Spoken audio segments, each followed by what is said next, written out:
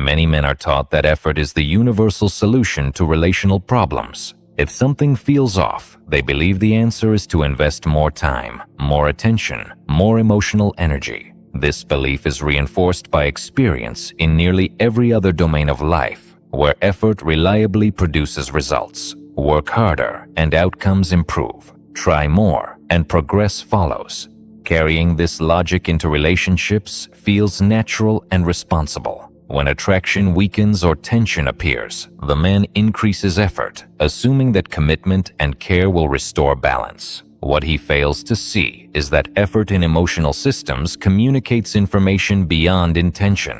Effort is not neutral. It signals priority, urgency, and sometimes dependency. When effort increases in response to instability, it often communicates that the man is reacting rather than leading. The woman does not interpret increased effort as dedication alone. She senses the reason behind it. If effort comes from abundance and choice, it feels supportive. If it comes from fear of loss or desire to restore control, it feels heavy. Most men do not distinguish between these states. They simply do more, believing that consistency will be rewarded. Over time, however, increased effort can shift the dynamic. The relationship begins to revolve around emotional maintenance instead of shared momentum. Attraction fades not because effort is wrong, but because effort replaces presence. The man becomes focused on producing a result rather than remaining internally steady. Until he understands that effort amplifies whatever internal state drives it, he remains trapped in a pattern where doing more produces less, and sincerity quietly undermines influence. What makes effort so deceptive is that it feels virtuous to the man applying it. He believes he is showing commitment, responsibility, and emotional maturity. In his mind, effort is proof of value. However, emotional systems do not measure effort the way logical systems do. They measure alignment. When a man increases effort in response to uncertainty, he reveals that his internal state has shifted from grounded presence to outcome dependence. His attention narrows, his behavior becomes more calculated, and his emotional energy becomes conditional. The woman does not consciously analyze this shift, but she feels it immediately. What once felt natural begins to feel managed. The relationship starts to carry weight, not because the man is doing something wrong, but because his effort is now compensating for lost internal stability. This creates a subtle inversion. The man believes he is giving, but what he is actually doing is seeking relief from discomfort. Effort becomes a way to regulate anxiety rather than express strength. As this pattern continues, effort increases while impact decreases. The woman senses that the relationship requires maintenance to stay balanced, and this awareness erodes attraction.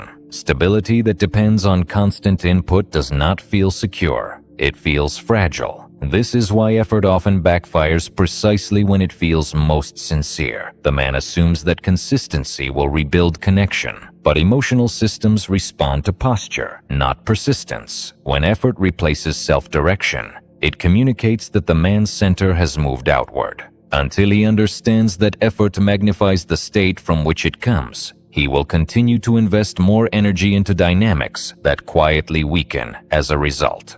As effort continues to increase, many men begin to confuse activity with progress, believing that visible engagement must lead somewhere productive.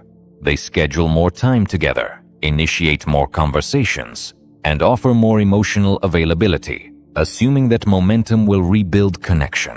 What actually happens is that effort begins to crowd out space. The relationship feels full, but not alive. Emotional breathing room disappears, replaced by constant interaction that leaves no room for natural desire to emerge. The man experiences this as dedication. The woman experiences it as saturation. Attraction, however, requires polarity, not proximity alone. When effort becomes the primary force holding the relationship together, it removes the tension that sustains interest. The man's presence becomes predictable and over-available, not because he lacks value, but because he is constantly present. In response, the woman may withdraw slightly, not as punishment, but as an instinctive attempt to restore balance. The man misreads this withdrawal as a signal to increase effort further, deepening the cycle. Each step feels logical in isolation, yet together they create a feedback loop where effort accelerates decline. This is why men often feel blindsided when relationships end despite their continued investment.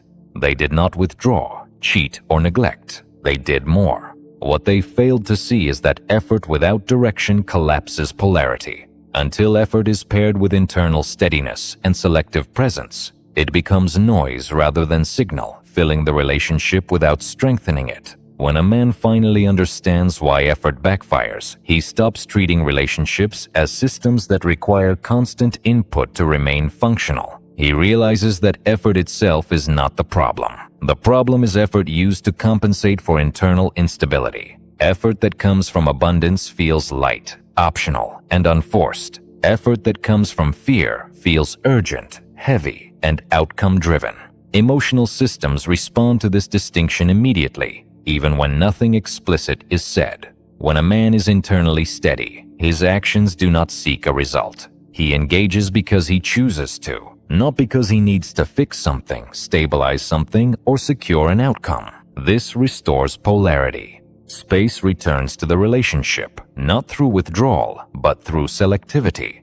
The man no longer feels silence out of discomfort or responds to every emotional shift as if it requires correction. He allows distance without interpreting it as loss and allows closeness without clinging to it. This posture communicates strength more clearly than any demonstration of commitment ever could. The woman feels that the relationship is supported by presence rather than effort, and this creates a sense of ease that effort alone never could. Paradoxically, this is often the moment when effort begins to work again. Because it is no longer compensatory, it regains meaning.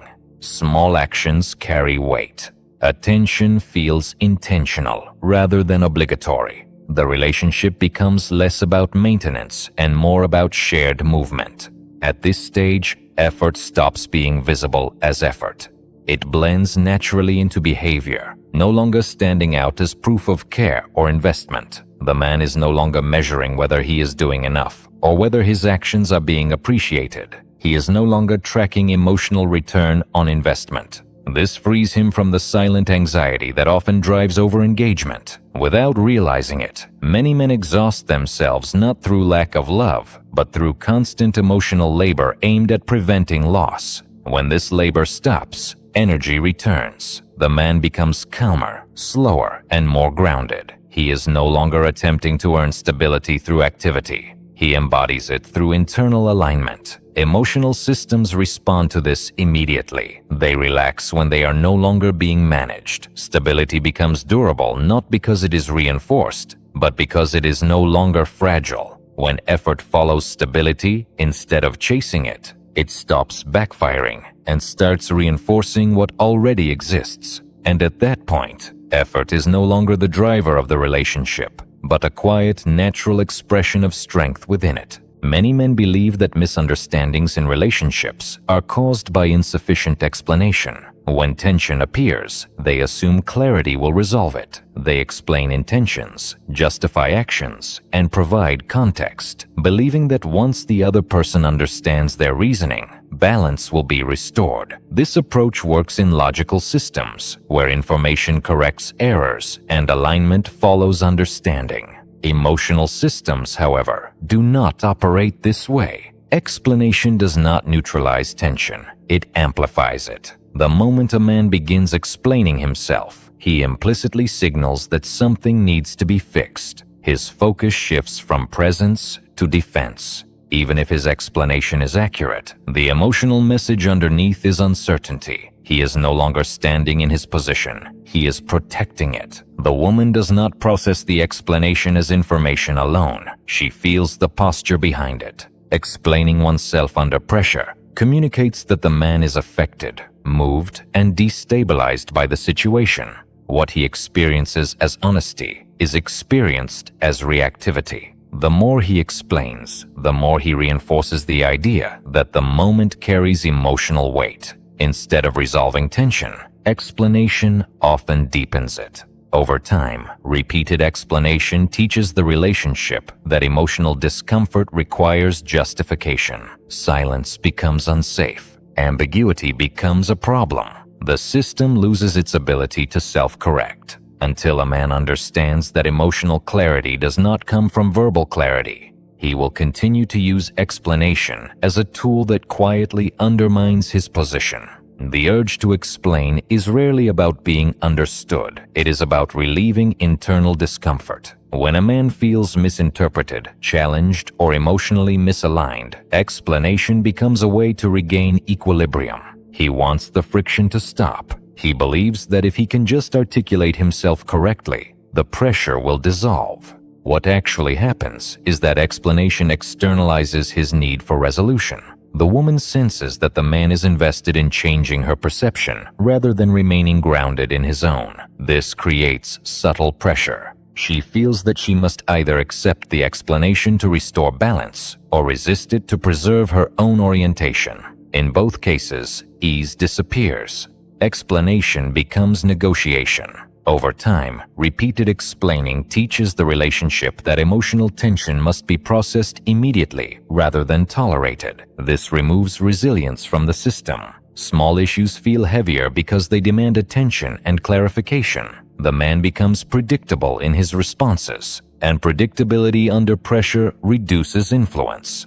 What feels like transparency becomes emotional exposure without containment. The paradox is that explanation feels like openness, but functions like control. It attempts to manage perception rather than embody stability. As this pattern repeats, the man unknowingly trains the relationship to associate emotional moments with verbal labor. Intimacy becomes work. Connection becomes something that must be maintained through constant articulation. Until a man can sit with misunderstanding without urgency, explanation remains a reflex that costs far more than it gives. As explaining becomes habitual, it starts to erode polarity. The man positions himself as the one seeking understanding, while the woman becomes the reference point. This reversal is subtle but powerful. The man no longer assumes that his position can stand on its own. He seeks validation through agreement, even when he believes he is simply being reasonable. Each explanation fragments his presence slightly. He becomes more verbal and less solid. The relationship begins to revolve around emotional processing instead of shared direction. Attraction does not respond to being convinced. It responds to coherence. When a man explains himself repeatedly, he unintentionally signals that his center is negotiable. The woman feels this shift not as malice or weakness, but as loss of gravity. Emotional leadership quietly transfers away from him. This is why many men notice that the more they communicate, the less effective communication becomes. It is not that words lose meaning, but that posture does. Explanation becomes noise where presence once spoke for itself. Over time, the relationship feels heavier, more serious, less spontaneous. Everything requires discussion. Nothing is allowed to settle on its own. Until a man regains the ability to let his position exist without defense, explanation continues to weaken the very clarity it seeks to create. When a man stops explaining himself reflexively, he does not become silent, cold, or emotionally unavailable. He becomes selective. He speaks from alignment rather than urgency. This distinction changes everything. Words are no longer used to fix emotional states, correct perceptions, or restore balance. They become expressions of position rather than tools of negotiation. The man allows misunderstanding to exist without rushing to eliminate it. This communicates tolerance for tension. The woman experiences this not as withdrawal, but as strength. There is no pressure to resolve immediately, no need to agree for stability to return. Emotional space opens naturally. Paradoxically, this is often when understanding emerges on its own. Without the weight of explanation, emotions settle. The system regains elasticity. Conflict becomes less personal. Silence becomes neutral rather than threatening. The man no longer feels responsible for managing emotional weather. He allows the relationship to breathe. This does not mean he never clarifies or communicates. It means he no longer does so to secure an outcome. He allows balance to exist independently of agreement. When explanation follows stability instead of chasing it, it regains impact. Fewer words carry more weight. Presence does the work that explanation never could. At that point, communication stops being a liability and becomes what men always assumed it was, a secondary expression of internal order rather than a substitute for it. What many men do not realize is that the most powerful shift does not happen when they explain less, but when they allow silence to follow misunderstanding without anxiety. Silence after explanation is uncomfortable only when a man is still attached to outcome. When he feels the need to be understood, silence feels like danger. When he is internally aligned, silence becomes neutral. This distinction is critical. A man who explains himself and then waits calmly without pushing for acknowledgement or resolution communicates far more stability than one who continues to elaborate. The woman senses whether the silence is relaxed or tense. Relaxed silence signals confidence in one's position. Tense silence signals suppressed urgency. When a man stops filling space after explaining, he allows the emotional system to process on its own. This restores autonomy to the interaction. The woman no longer feels guided toward a conclusion. She feels space to respond naturally. Often this is when clarity emerges without further input. Not because the explanation was perfect, but because pressure was removed. Silence becomes the container that explanation alone never could be. This does not mean withholding communication as a tactic. It means trusting that alignment does not require constant reinforcement. A man who can explain once and then remain steady demonstrates that his position stands on its own. Over time, this retrains the relationship. Emotional moments become lighter. Fewer words are needed. Understanding arises organically rather than being negotiated. At that point, explanation regains its proper place, not as a tool to secure stability, but as a simple expression within it.